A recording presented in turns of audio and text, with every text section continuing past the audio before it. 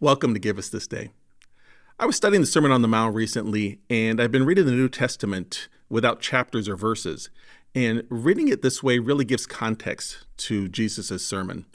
His words focus on kingdom living, and he explains how living in God's kingdom will differ from what the people and the religious leaders at that time had believed. Most people were taking the words of Moses and the law of the prophets, and they were using them as what I'll call workarounds. To deal with the issues of life. Eventually, the workarounds had become the solution. So Jesus comes and he challenges this type of thinking. And more importantly, he points to the real problem and the real solution. Several times, Jesus keeps the conversation going by saying, "You have heard this, but now I tell you this." For instance, in Matthew chapter 5, at verse 17, he talks about the law and the prophets, and he sets the tone, and he talks about the importance of the teachings of the law and the prophets. He says he didn't come to abolish the law and the prophets, but rather he came to show the intent of them. He goes on to say around verse 21, when he's talking about not murdering someone, he says that righteousness is more than just not murdering someone. It's not reducing their value as a human being in your heart. Later on in verse 23, he talks about giving your gift at the altar, and if you have aught with your brother, you should go and resolve it.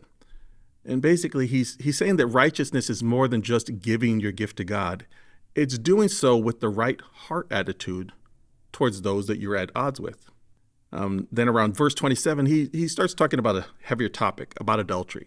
He says that if a man looks at a woman with lust in his heart, he's already committed the act. And really, Jesus is saying adultery is more than the act. It's the lustful heart attitude that makes you want to commit adultery in the first place.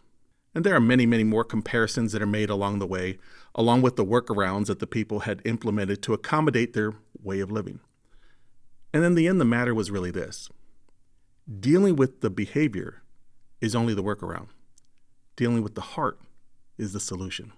You see, God's intent for the people was to use his word for more than just moral and ethical standards, rather to cause them to see what is driving the need to even declare those standards.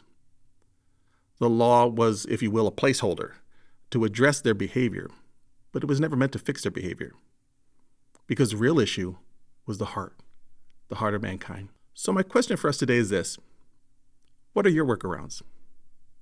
What are the ways you've sought to resolve your problems with only natural means? I've had to ask myself that question recently, and, it's been a journey. I have mindsets and a lot of default emotional responses that have kind of been cultivated over time, and I've just kind of adopted them as my workaround. And they have served me well for a season, and you might be the same way.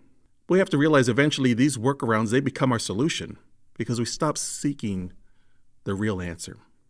His grace allows for the workaround for a time and for a season. But this is the day of completeness. This is the day of wholeness. This is the new day.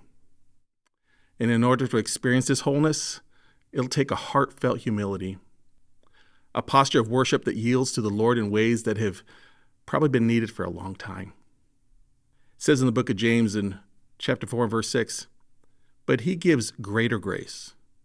Therefore, he says, God resists the proud, but he gives grace to the humble."